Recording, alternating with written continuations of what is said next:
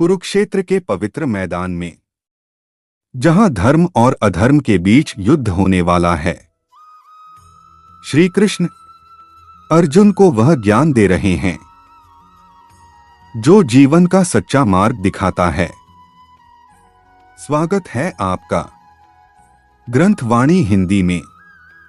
आज हम सुनेंगे भगवद गीता अध्याय 14, ऑडियो बुक हिंदी, गुणत्रय विभाग योग पूर्ण सुने। सत्व रज तम का ज्ञान। कुरुक्षेत्र के मैदान में श्री कृष्ण अर्जुन को प्रकृति के 3 गुणों का ज्ञान दे रहे हैं।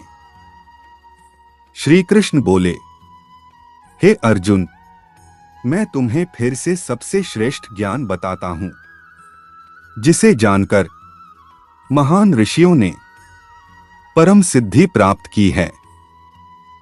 यह संपूर्ण संसार प्रकृति और पुरुष से बना है, और प्रकृति में 3 गुण होते हैं, सत्व, रज और तम। हे अर्जुन, ये तीनों गुण आत्मा को शरीर से बांधते हैं। सत्व गुण शुद्ध और प्रकाशमय होता है। यह ज्ञान उत्पन्न करता है और सुख से जोड़ता है, लेकिन यह भी मनुष्य को सुख और ज्ञान में आसक्त कर देता है। रजोगुण इच्छाओं और कर्मों से भरा होता है। यह मनुष्य को कर्म करने के लिए प्रेरित करता है और उसे कर्मों के फल में बांध देता है। तमोगुण अज्ञान और आलस्य से उत्पन्न होता है। यह मनुष्य को नींद, आलस्य और भ्रम में डाल देता है। हे अर्जुन, जब सत्व बढ़ता है तो ज्ञान प्रकट होता है। जब रज बढ़ता है तो लोभ और इच्छाएं बढ़ती हैं, और जब तम बढ़ता है तो अज्ञान और आलस्य बढ़ता है।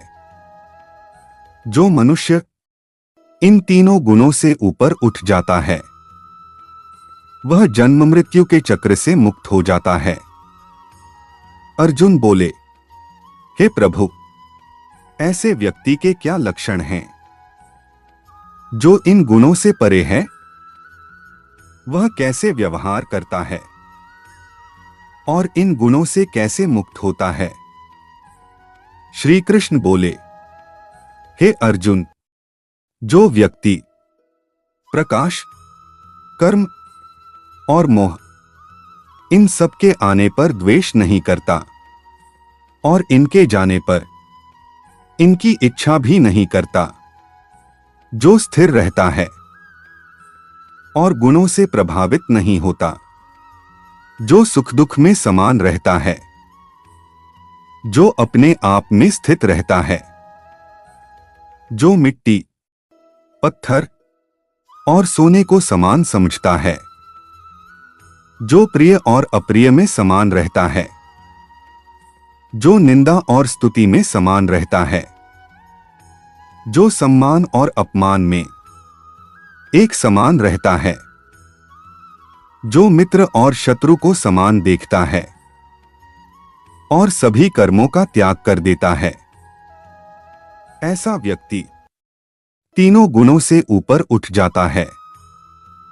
और जो मनुष्य अटूट भक्ति के साथ मेरा भजन करता है, वह भी इन गुणों को पार कर जाता है और अंत में परम ब्रह्मा को प्राप्त करता है, क्योंकि मैं ही उस अमर ब्रह्मा का आधार हूं और मैं ही सनातन धर्म और परम आनंद का स्रोत हूं।